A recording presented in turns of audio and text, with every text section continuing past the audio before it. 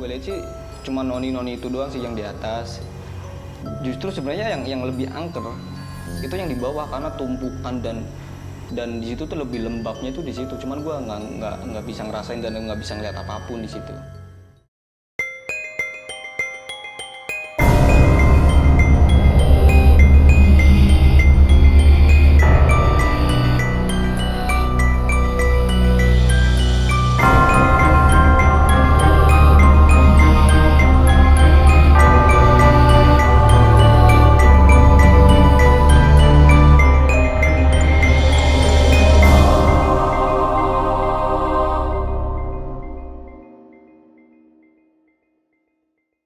Halo, kembali lagi di channel gue Alvin Praditya yang tentunya program Cihota. Apa sih Cihota? Cerita horor nyata yang akan mengundang narasumber yang tentunya mempunyai atau memiliki cerita horor yang sangat menyeramkan.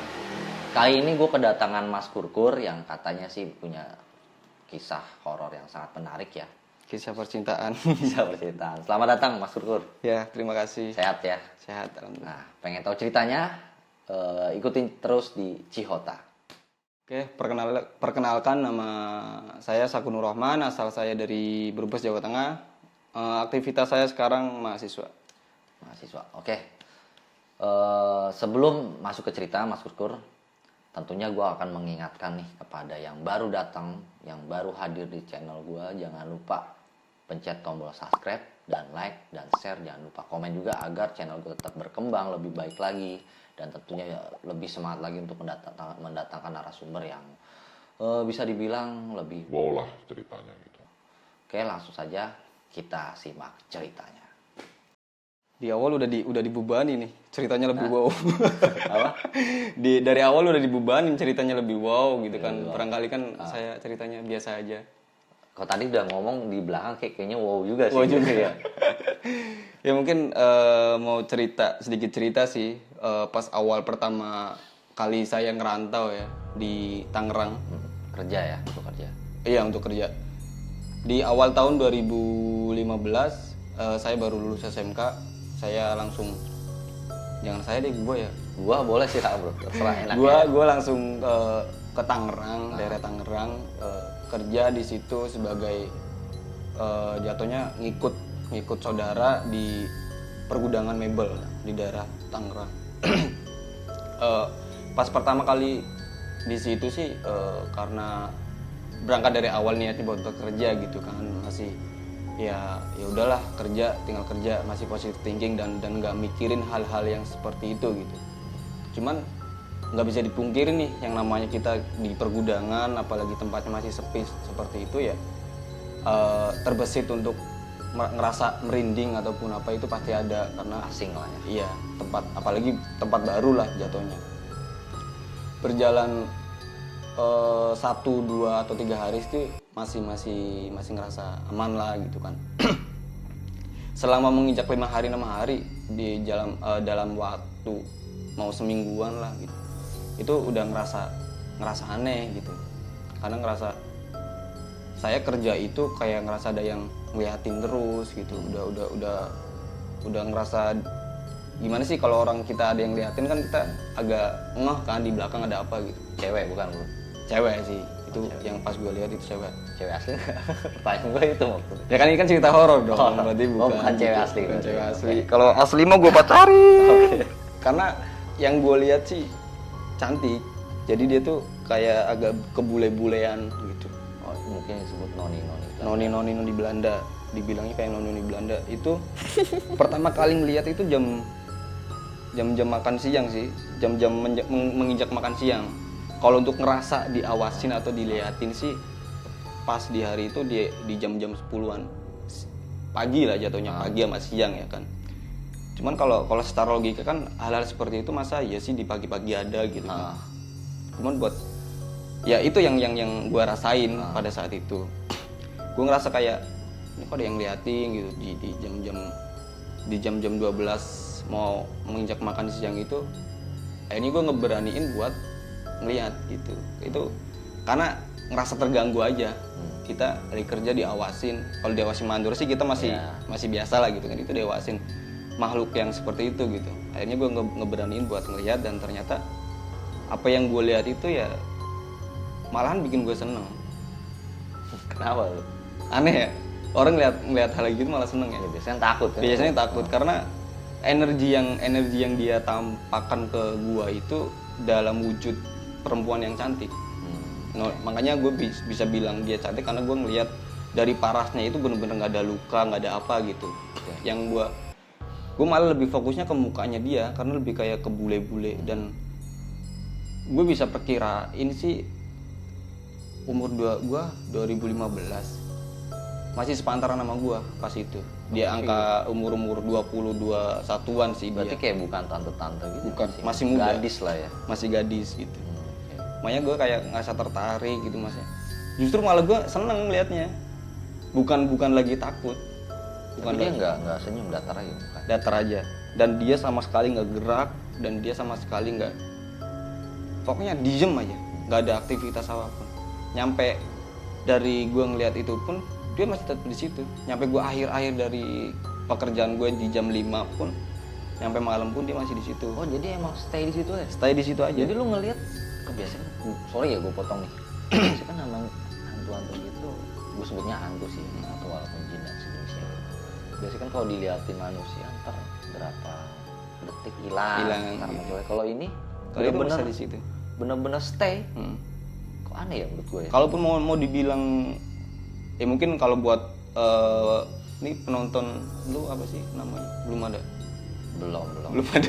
ada. Mungkin buat Random, penikmat channel ini sih mungkin kalau buat orang yang nggak percaya gitu kan, mungkin ya mungkin apa yang lu tadi bilang ya nggak mungkin lah bisa stay di situ terus kan. Cuman faktanya yang gue lihat seperti itu, dan buat penonton yang mungkin bisa dalam tanda kutip indigo ataupun apa, kalau nggak percaya ya bisa dicek, karena gue yakin dia pasti masih ada di situ gitu.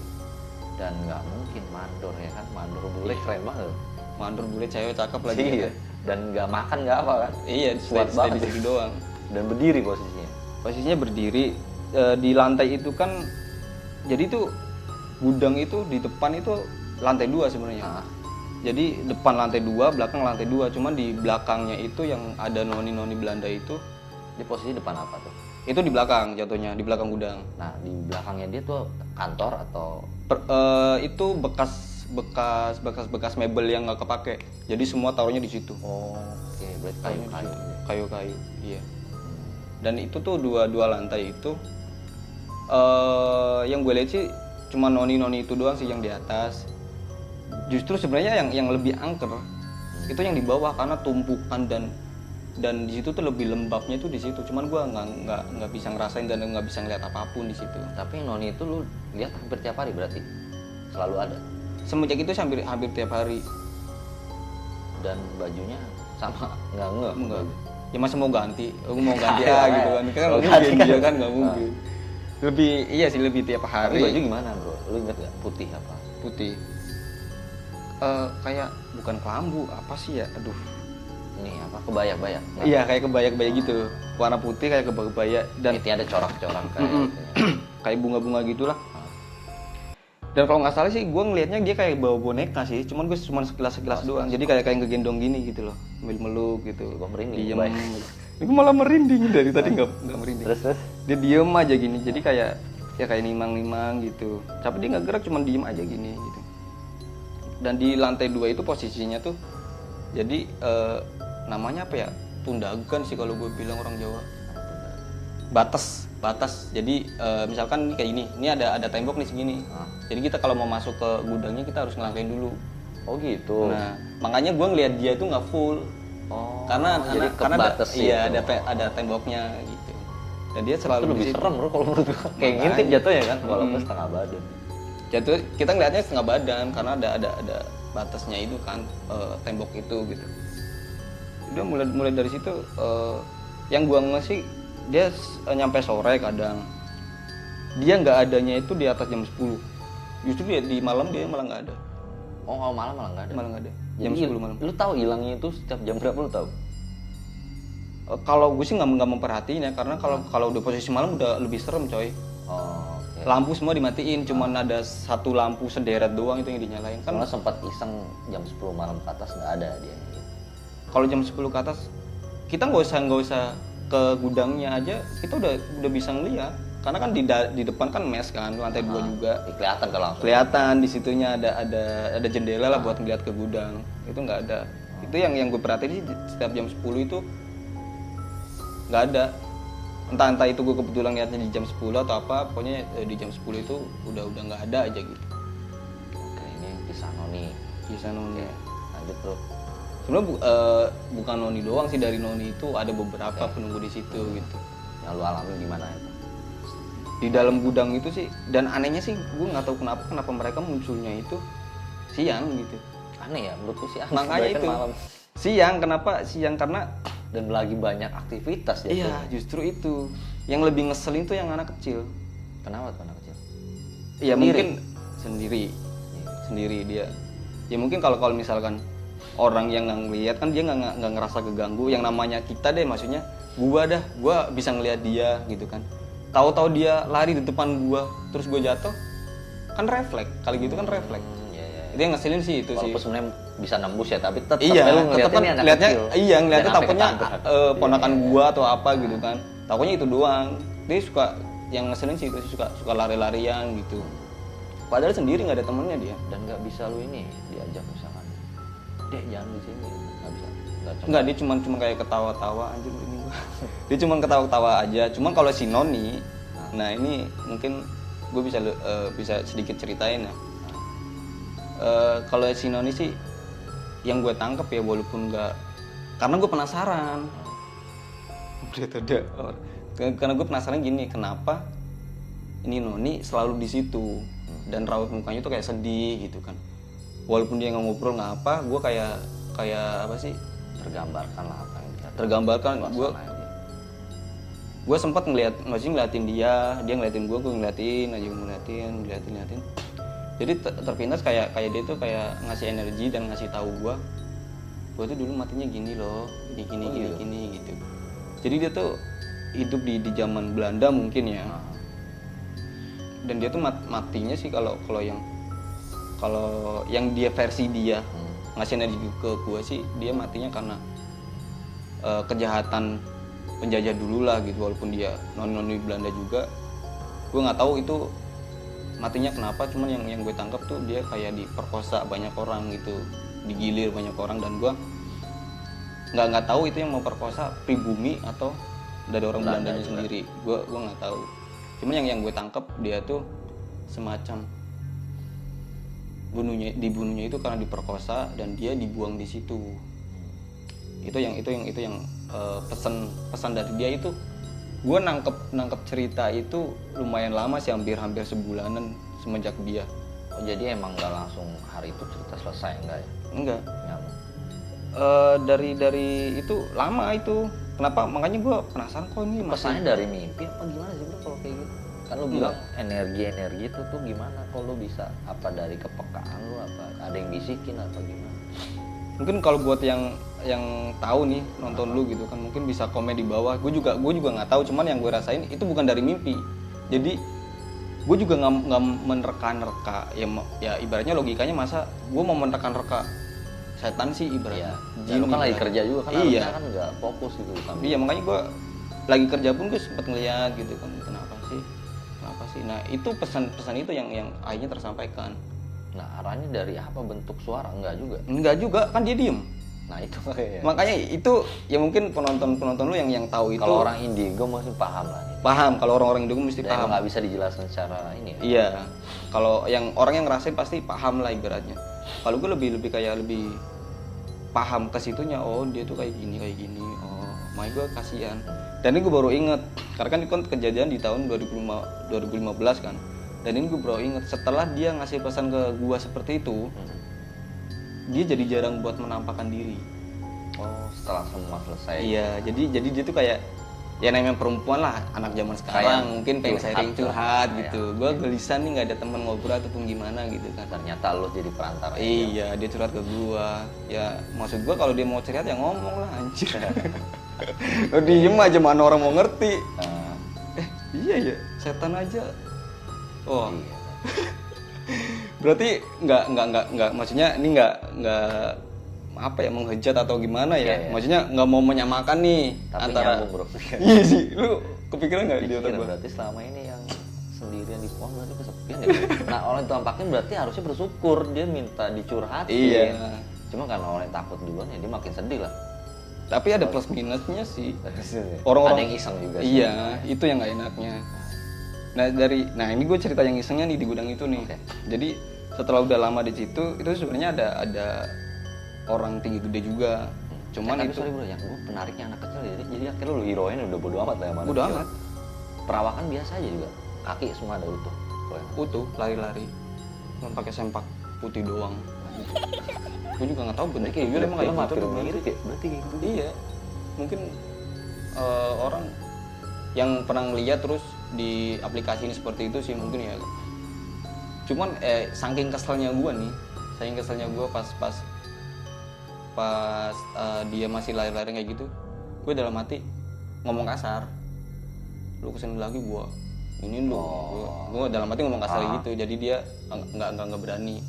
Dia kan luas nih ibaratnya, dia suka ke wilayah gua kerja gitu. Nah pas gua bilangin kayak gitu, lu kalau mau main di sana, gue dalam hati kayak gitu, lu kesini lagi awas lu kayak gitu. Ngerti, tapi dia cuma ketawa-ketawa aja, lari. Cuman lari-larinya ke mesin yang satunya, di lari-lari situ doang. Dan Siang juga. Justru kalau malam itu gue ngerasain nggak ada kalau malam.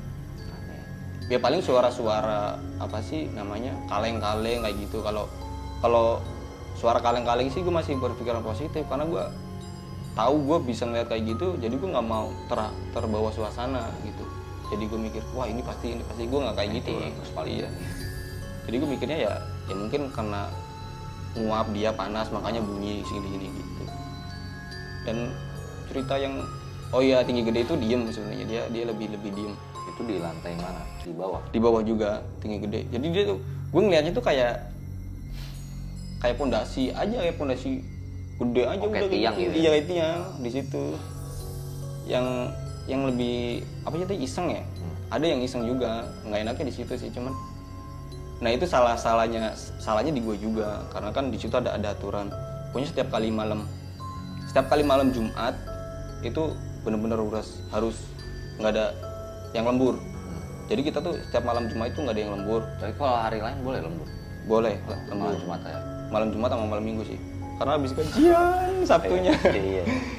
Malam Jumat sama malam Minggu. Terus pantangannya lagi, bukan pantangan sih sebenarnya, emang udah wayahnya kita nggak kerja, itu di jam 5. Dan salahnya gue, kenapa gue diisengin, gue di 5:30 itu mau maghrib, gue masih kerja di situ. Dan sebenarnya gue juga tahu. Dan berapa orang? 2 orang doang di gudang itu sama kakak ipar gue. Dan itu iseng, dia sebenarnya itu dia bukan penunggu di situ, dia cuma numpang lewat.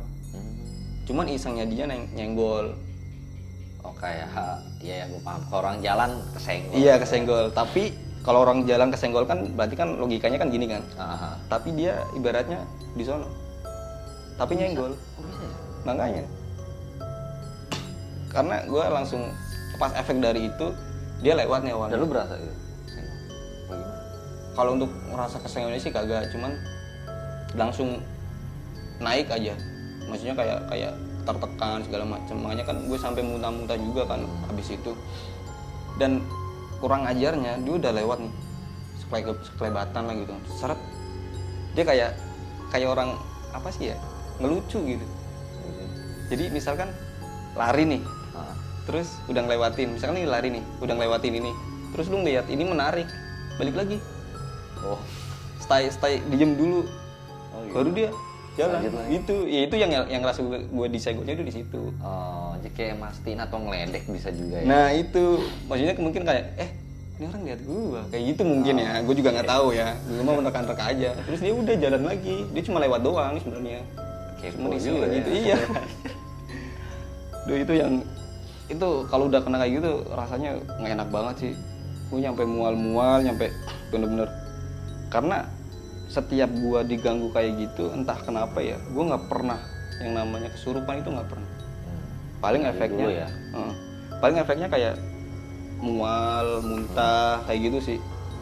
Dari itu gue usahain, karena gue udah belajar dari pengalaman dan gue suka nanya-nanya sama orang yang notabene bisa seperti itu, gue baca-baca yang apa yang gue bisa aja, kayak istighfar. Kalau dalam agama gue kayak istighfar segala macam, baca-baca al-fatihah gitu kan.